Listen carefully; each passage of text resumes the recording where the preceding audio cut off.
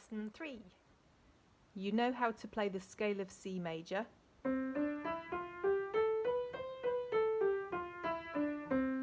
Which uses all the white notes, but it doesn't use any black notes. The names of the white notes: C, D, E, F, G, A, B, C, and then it repeats D, E, F, G, and so on. The black notes take their names from the white notes. Each black note has two names, which sounds complicated, but you get used to it. We've talked about semitones and tones. A semitone is when you move one note. You can go up or down. Remember, up is that way, down is that way. So if I start with the C and I move a semitone up to the next closest note, it takes me to this black note here. Because I've gone from the C and I've moved upwards, I've sharpened the note, so this is called a C sharp. And a sharp is written like a hashtag. That's a sharp sign. Okay, if I'd played the D and then I'd moved a semitone downwards to the next closest note, I'd have arrived at the same note, but because I've moved a semitone downwards, I've flattened the D, so this is also called a D flat. A flat is written like a small b. That's a flat sign. Don't worry if this sounds complicated. When we played the G major scale, that had one black note in it, and that was an F sharp. So our G major scale, instead of playing the F, we sharpened it a semitone and we played an F sharp. And then the G. So G, A, B, C, D, E, F sharp, G. We're not calling it a G flat because then our scale would jump from E to G flat to G. So we'd have two forms of the G in the scale and no F. We used our magic formula to work out that G major scale in the last lesson. Now we're going to use it to work out D major scale. So D major starts on the note D.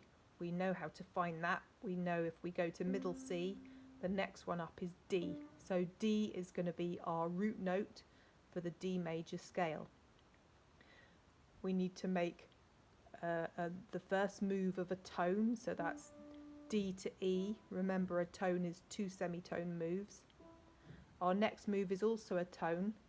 So from the E, we move twice, which takes us to this note, which is the F sharpened. It's F sharp. Then we've got a semitone move to G. Then tone, tone, tone. So G to A is a tone, A to B is a tone. From B, if we move a tone, two semitones, it takes us to C sharp. So the C has been raised a semitone and it's become C sharp. Our last move is a semitone to D. So there's our D major scale. D, E, F sharp, G, A, B, C sharp, D.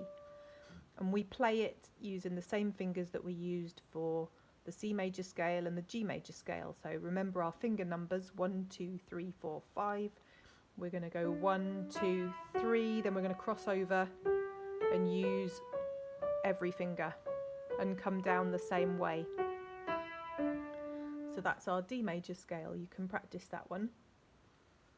Going back to the previous lessons, we also learnt how to make a major chord, a major triad from the major scale. So if we go back to C major, the degrees of the C major scale are, the C is the 1, the root, 1, 2, 3, 4, 5, 6, 7, 8. For the chord, we just need 1, 3, and 5.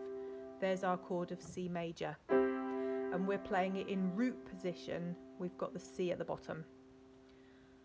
Then the G major scale, the degrees of the G major scale are, the G is the root note or the 1, 1, 2, 3, 4, 5, 6, 7, 8.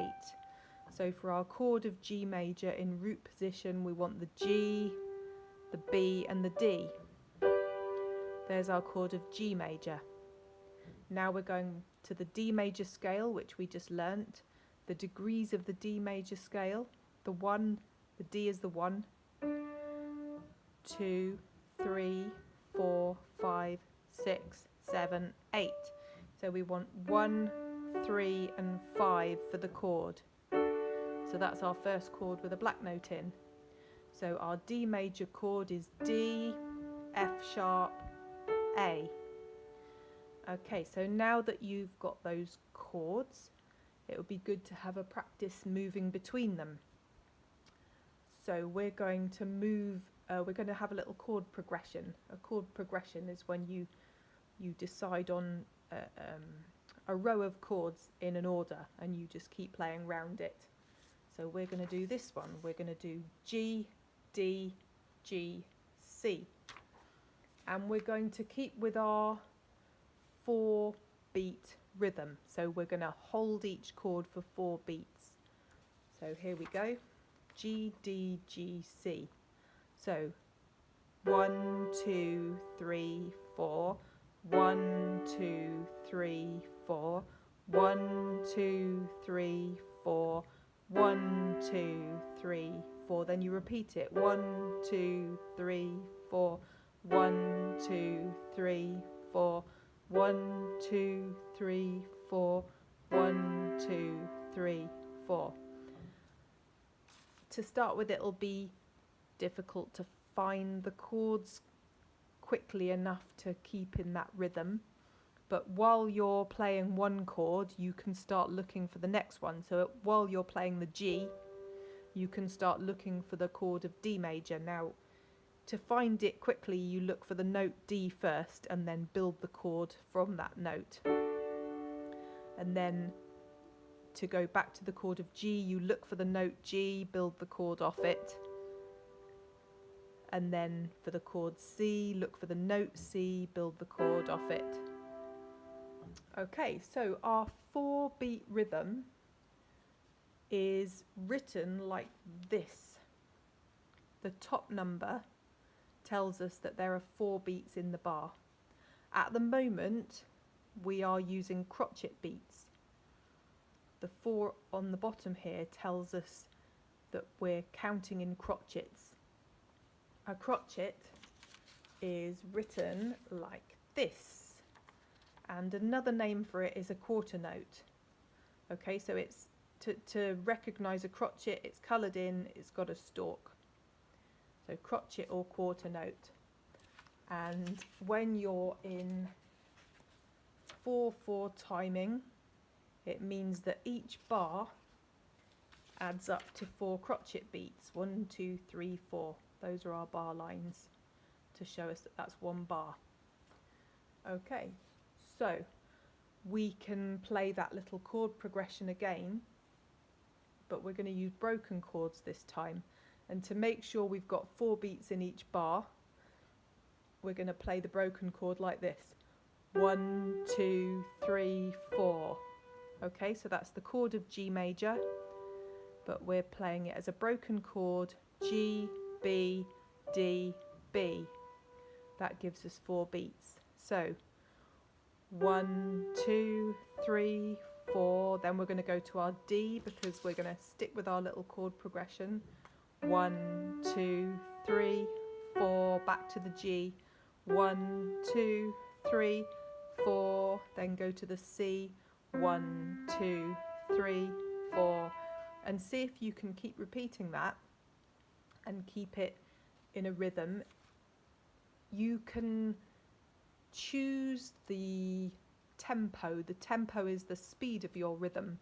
So I can be in a fast 4/4 rhythm. So I can be playing 1, 2, 3, 4, 1, 2, 3, 4, 1, 2, 3, 4, 1, 2, 3, 4. Or I can slow the tempo and I can play in a slow 4/4 rhythm, which is 1, 2, 3, 4. 1, 2, 3, 4. 1, 2, 3, 4. 1, 2, 3, 4. So you want to choose a tempo that you can stick to. It's no good setting off fast and then not being able to keep up. So start slow. Your hand needs to be relaxed. So if you find your hands going all tense and your arms going tense and your body's going tense, you've probably given yourself too fast a tempo. Okay, then the next job is to bring in your left hand, because the sooner you use two hands, the better. What we're going to do now is we're going to stick to the same chord progression still. We're going to play the beat 1 with our left hand on the root note. So when we've got a chord of G major, G is the root note. For a chord of D major, D is the root note. You get the picture. For a chord of G, G is the root note. For a chord of C, C is the root note. So our left hand is going to play the root note and our right hand is going to play the chord. Our left hand is going to play beat 1 and our right hand is going to play the chord for beats 2, 3 and 4. So this is how it's going to go. 1, 2, 3, 4. Okay, now you want to always keep your movement on the piano to a minimum, because that's how you learn to play fast. And if you're doing excessive movement, you'll never become fluent and fast when things get harder. So our left hand is going to be going from the root note G to the D to the G to the C. So rather than jumping about with the left hand, we want to put it in a position where you can play all of those notes without moving it anywhere. So G to D to G to C. Hand didn't have to move. I could stick my fingers to the notes even and play G, D, G, C. To start with, these fingers will feel really weak and you'll be tempted to just use these three and jump about using these three. But if you do that, you'll never get good with those two fingers. So you've just got to make yourself use them right from the start, even if they feel really awkward and weak. So I would say play the G with your thumb, finger 1. Play the D with finger 4. The G with finger 1 again, and the C with finger 5. This will take a bit of concentration. Meanwhile, your right hand is going to be finding the chords, so you want to go at a very slow tempo for this to start with. So we've still got our chord progression, G, D, G, C. Okay, here goes. 1, 2, 3, 4. 1, 2, 3, 4. 1, 2, 3, 4. 1, 2, 3, 4, and then just repeat back to the G again. And you're having to do quite a few things at the same time here, so go slowly and just keep chipping away at it. If you've got the hang of that, you can get clever. You can play a broken chord.